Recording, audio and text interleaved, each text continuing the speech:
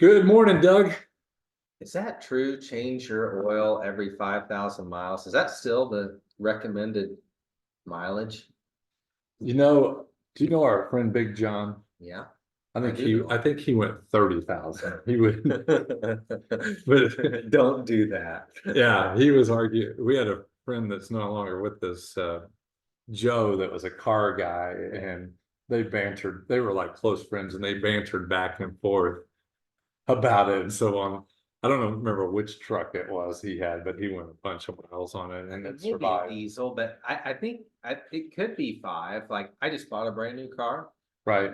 brand spanking new, and it's one of those deals where the dealership will service it for 2 years. Okay. And I noticed my first schedule is 5,000. So that's probably the number. I used to think it was three. That's what the Jiffy Lube. I think Jiffy Lube brainwashed us all to think that, don't you? Yeah, I think Yeah. they did a great job. I think if you change the oil, your tires, and an air filter, probably those are the things that'll make your car last a lot longer, don't you think? It's worked pretty well for us. Yeah, the Tiners have been very fortunate in that we don't spend a ton of money on cars, and really cars, not the movie, was the idea we wanted to talk about today. Tell me this, Doug, what would you say is your favorite and least favorite car you've had as a person? That goes to teenager. Man. Boy, well, the good old days are always in style. And so my favorite car that I've had, we actually still have. Okay. And it's a 1967 Buick. It was the car I had. I mean, I rode to elementary school in this car, and it was my first car. It was also the car that my dad and I got to dream a little bit together when I was 16, and then again here recently. It's also the car that my friend Spencer drove us away, me and Caroline, in our honeymoon. That's cool. From the wedding reception. And so, with good memories, I tie memories and cars together. If you were to ask my wife, it'd be our big van, which is a ridiculous, not cool van, but we've had so many wonderful memories in it. That car would be very tough to beat. That's very cool. What do you think? Like what? Like, just like, I hadn't really even asked myself that question until just now, but like a funny car that came to mind was probably a 19, I'm gonna guess at a year, 75 Pinto.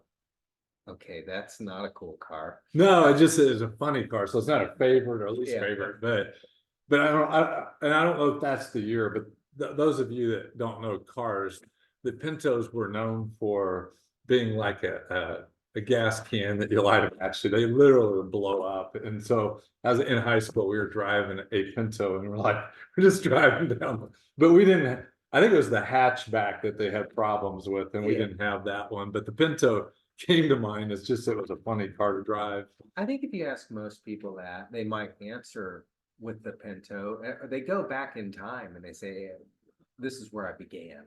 And so their cars have, especially in America, and we could blame GM or Ford for creating easy financing on having cars, but to have a memory type of car is such a big deal. And I think that kind of leads us right into the discussion of why I want to talk about cars, is that the emotions associated with cars can cost people small fortunes. Yeah. Right? Like, if a car becomes emotional, Yeah. there can be a lot of problems associated with it. And so for me, I've just not ever been emotional about them, and that probably affects why I don't drive so many. I think even like the older cars I've driven, I've kind of carried them with a badge of honor. Like, look at me, I'm driving this old car. Isn't that good? Right. You know, and so I think there are all kinds of emotions tied to cars. Yeah. I I can't think of really any cool cars I've driven. I mean, I had an Acura MDX. It's a pretty cool car. I was so excited for you when you bought that car, and I know that was a big decision for you. But when you did, not only did you buy a new car, but you bought it with style. Yeah. Like you wanted black rims. Yeah, I ponied up for the rims. That's pretty cool. Yeah.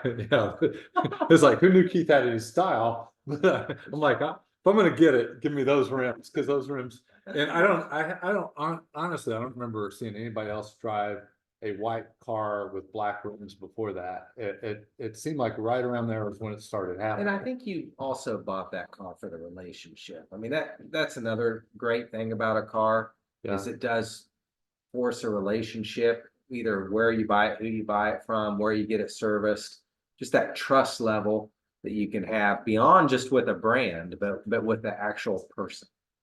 Yeah, so let's talk a little bit about the financial aspect of cars, because probably as a practical person, I've just looked at more of the financial things than worrying about the bells and the whistles. And I have a car consultant who helps me find cars, which is really a funny thing to say. And our personalities are exact opposite. Like Right.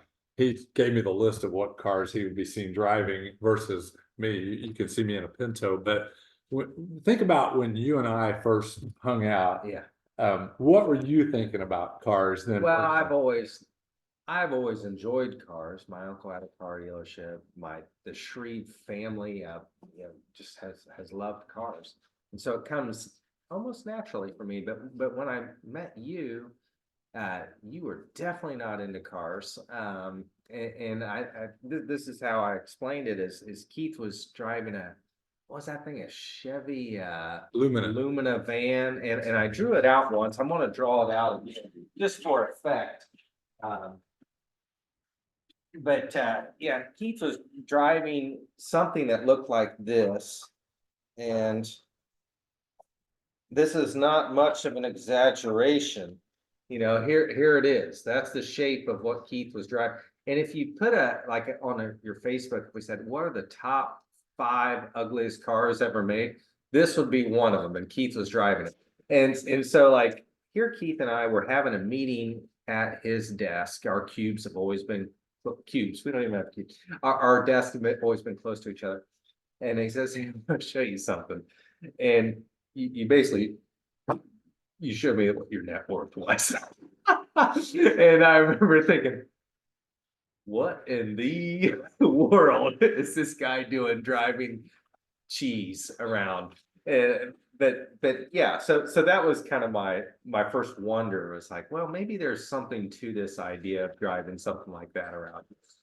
It Is really, that what you're asking? well, conceptually, yeah, because somewhere in my notes, you said when you're young, if you drive less car than what you think you should, then when you're older, you can drive exactly what you think you can. And if you drive more car when you're young, that means you're probably gonna have to get a loan. And Right. so you're gonna always be dependent upon the man to loan you money for a car. And anytime you're borrowing for a car, you're pretty much pouring money down the toilet. Yeah. You're consuming your future wealth. And so for us, for Connie and I, we were able to learn to build wealth in cars, which you generally can't do that. But the conceptually what you do is build wealth in a car is you buy a car with as much cash as you can afford to pay today. Yeah. Then instead of paying a car payment, you pay yourself the car payment you would have paid until, say, 2 or 3 years. You're gonna have to use part of that car payment money for maintenance of whatever you can afford. But then you take the car you've got and the money you've got left over and you go get the best car you can and do that for another 2 or 3 years. And conceptually, instead of having depreciation, the value of your car is going to be working its way up. And from what I've seen out there, all you Dave Ramsey fans, is when you stick things in that car envelope, 8 years, if you want to buy like a really cool brand new car, that's what it's going to take you. Probably 8 years saving up. But you can get there. Well, when I did the math the first time, I didn't go 8 years. I just said 3 years. You drive this thing, whatever it is, for 3 years. Then you do that, pay yourself for 3 years. Then you take those 2. Yeah. And you've got something nice. And then 3 years after that, you're going to be, in 6 years, you're going to be driving something pretty darn good. Yeah, Oh, you're gonna. yeah. The current, like, I don't, because I've not been in it. Do you know what the current average monthly payment on a car loan is? Today I would guess 6 to 750. $550 is the average. $550 is the average. And what's really crazy, because I'm so far removed, I Googled it, or maybe I chat GPT it, and the average family uses 10% of their gross income for their car payments. Ouch. That's just the payment. a lot. Yeah, yeah. And so that's why I wanted to hang out and talk about cars, is because 10% of your wages is a lot of money over time. Like when I was a kid growing up, that was the target savings rate, 10%. 10%, yeah. Right. And so Yeah. to think that I'm guessing, I don't know what people were spending on cars when I was growing up, but I would bet it wouldn't have been the same as the savings rate. Right. Yeah. So that's part of the thing. Probably think differently about cars. You know, when we were talking with some of our clients and friends about this, they taught us a lot about what we know about cars. One of the things that I learned from them was the idea of giving cars away. And we're in the process of doing that right now. The car that I've been driving is a 2015 Altima. It is sweet. In case you're watching this in history, we're recording this in 2024. So Okay. that's a 9-year-old car, right? Yeah, yeah. And it's got leather seats, it's got all the bells and whistles, it's reliable. And Yep. My car consultant found it for me, and he requires no wrecks, clean Carfax, all the scheduled maintenance have been done, all those things. So I'm driving an 8-9-year-old car, and I'm not going to trade it in on my next one. I'm giving it in a deal to my daughter because she needs a car. And if you've got a reliable one, why just trade it into the dealership? If you got a reliable It's pretty car, cool to buy a car and think that it could be a legacy car. yeah, yeah. And really what you guys taught us, one of the first things you taught me is I don't even have to give it to children. Like the first car we gave away was to a young man that I had just met that had his car stolen and needed a car. And so that built a friendship. That's probably been 25 years that we've been friends. Yeah. So that's thinking differently with your cars. There's the idea of maybe driving less than you want, but that requires you to think about the maintenance side of it. Any ideas what you'd suggest to somebody on the maintenance side if you're going to drive something? Well, we talked about this type of thing before, and this is stuff you all know, but I think if you're going to drive an older car, it'd be a great investment to have the gold AAA membership, or whatever the highest AAA membership that gives you the most miles towed would be a wonderful thing to have, or a wonderful gift to give someone who is driving a car that, you know, is maybe not as reliable. And then I think, again, going back to key relationships, if you can have a relationship with a mechanic or a shop, that's just, it's great. It's great peace of mind. And I think the first step will not, that trust will not be them earning it. It'll be you giving it. And so I think you deciding to give someone trust could go a long way in not only building a friendship, but getting stuff done right and efficiently and at a very reasonable cost. Yeah, Jeff's Auto down at 96 in College kept Connie and me on the road for a long time as newlyweds. Jeff passed away a couple of years ago, but he was just a blessing to us. And conceptually thinking differently about it, like if you had say you had a $5,000 car and it's going to need $2,000 worth of repairs, I think a lot of people would just kind of put a bullet in it, call it the end of that car. But what Jeff taught me to do was to say, Jeff, if I put this $2,000 into this car, how much time do you honestly think this is buying me so that I can drive this car? And generally for me, the answer was if I put a substantial amount of money in a car like that, that's 40% of the value. If I put that in there and it buys me a year, it's probably worth it. Because the car payment, if you said $550, that's going to be almost $7,000, right? And so 2 versus 7, I'm just Evansville. You tell me whether that's a good deal. So if you can get a mechanic that you trust, and then they can be honest and help you think differently about it, I think you're going to find that your cars aren't going to consume 10% of your income. And the greatest part about that is you know what you have because your mechanics told you. Whereas if you were to put a bullet in it and get another one, you may end up having similar problems. That like if you're buying used and you can find somebody like my car consultant to help you sort through used cars, that's going to probably help you as well. We got one several weeks ago, helped one of my daughters get a car, and the car lot we went to, when we went to pick up the car, our consultant said, there was probably 100 cars on the lot. He said there were only 3 on this lot that hadn't been in a wreck.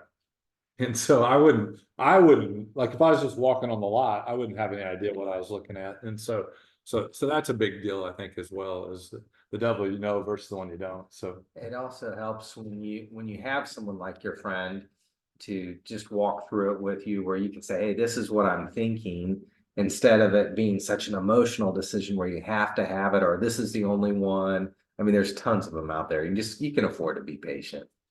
I think another thing that goes in line with this, if you do have that older car and you've got the AAA and you know a good mechanic, I think the other thing, speaking from experience, is to get to know your closest enterprise dealer or enterprise rent-a-car place or Hertz or whatever's near you. Just become those guys' friends too, because it's great to be able to borrow a car when you're traveling. And I know one of my friends, he drives brand new cars always, and he still rents a car when he goes on vacation. that's really interesting, isn't it? Yeah, he wants to put the wear and tear on whatever he could rent. We've done that a number of times too, because you're right. If we went to, I think last time we did it, we went to Montana, and it was like it had unlimited miles, and it's like my car doesn't have unlimited miles, right? I was going to wear and tear that thing out. Yeah. Another thing I just noticed, I don't know if you've seen this on yours, but I know a lot of auto policies now have roadside service on it. So literally, you may already have towing. You just need to pull out your policy and blow off the dust, and maybe call your agent and ask them what that really means. Yeah, I need to do that. Yeah, that's all. I think the other thing that was coming to mind on cars was just the emotions of it. Like, I don't know if cars, when you have to go buy one, if that's an emotional thing for you, like, because I have no mechanical thoughts when I walk into a showroom, like, I'm literally going in defensive mode, because I know the salesmen are coming at me. I have no idea what I'm talking about, and they're trying to get me to sign on the dotted line. I actually love it. Yeah. And I think that's because I really enjoy the pursuit. The pursuit of the deal. Yeah, I love it. Yeah, when you're negotiating for a car and you ask your last question is, well, could you at least tint the windows, and they say no, then you've got the best price that could ever be given. But really, Keith, I think the thing where I have changed a little bit over the years is I actually want the guy to make some money, or the dealership to make some money. And I want that because I want to be a good customer for them. Yeah. And just because I know what that feels like to have great customers, I also know what it feels like to have ones that maybe try my patience. And so when you're working with somebody that you've just chosen to give them your trust, I don't know. I just think there's more joy in that. That's really a good word, because there's the life of a salesman, the death of a salesman or whatever it's an up and down thing. And they have to, they're like, for me, they're coming at you. They need the deal, particularly it's the 22nd of the month. Yeah. And when it gets close to the end of the month, they're trying to close a deal. So, but the idea of saying, okay, I'm coming into this situation emotionally. There's probably things you don't need when you're doing the deal with them. You may or may not need the extended warranty. Like if you're buying a brand new car, right. I don't know. You probably want to research that before you sit down at the financing desk to get that. But there are things out there that they can help you with and do nice things. Unfortunately, I don't know. There's a lot of salesmen that stay at the same dealership where you can buy a bunch of cars from there. They seem to bounce around like a ping pong ball. I'd say the other thing, depending on where you are in the life cycle, is you think through functionality and luxury. Probably the younger you are, you probably just need to accept I need functionality over luxury, and the more as you build wealth, you can experience some of the luxuries like aluminum. It's harder to go back. I mean, it really is. So if you jump out of the gates into that car that you always wanted, then it's pretty tough to go back if you need to. I got a little upset the last car I bought with the salesman, because I didn't pay attention when I got home. It had, instead of having the mirror with the garage door open, it had the little lever, and I was like, I didn't even know they made those anymore. And after I let my emotions come down, I go, that's really goofy to get that upset about a mirror. But that was me. Yeah. Well, thanks for hanging out with us today. Cars are really an interesting thing. when you're talking to us this year and circling around with us. We'd love to hear your stories about cars, what you've learned about cars, hard lessons cars have taught you, and even some of the joys that cars have given you. But again, thanks for joining us, and you I guys. want to say one more thing about Okay. cars. And this is something that you guys have taught us, which this is, I'd never really thought of this reason for a car, but I like it a lot. One of our friends has a Ferrari, or had a Ferrari. And I was talking with him about it, and he had shared with us the reason he had a Ferrari, or had a Ferrari at the time, was to give the person an opportunity to experience something that they couldn't on their own. And so when I went out to lunch with him and got to ride in the front seat of that car, man, I'd always wanted to ride in a Ferrari. And I had the posters on my wall and all that stuff and on my door. But to be able to actually ride in one, that was this guy's goal, was to create an experience for me. Now, did he love it? Sure, and all that stuff. And you had a similar story with the Ferrari. Right, right.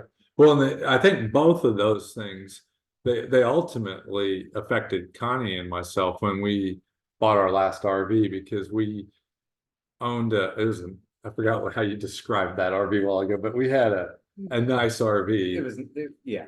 And Aqua Hot, is that what you're talking about? If your RV has Aqua Hot. Yeah, and I just remember we were sitting down, probably the kitchen table, talking about it. And I said, Connie, we really can't justify the amount of miles we're going to put on it making this decision. So if we get this RV, we got to bless some people with it. So what we actually did is we've got a notebook similar to this of all the people that we loaned that thing out to over the years, and it has a ton of stories that went with it. And so Best vacation of my life. yeah, 2017. and Doug added a story to it. Yeah. So there you go. Great.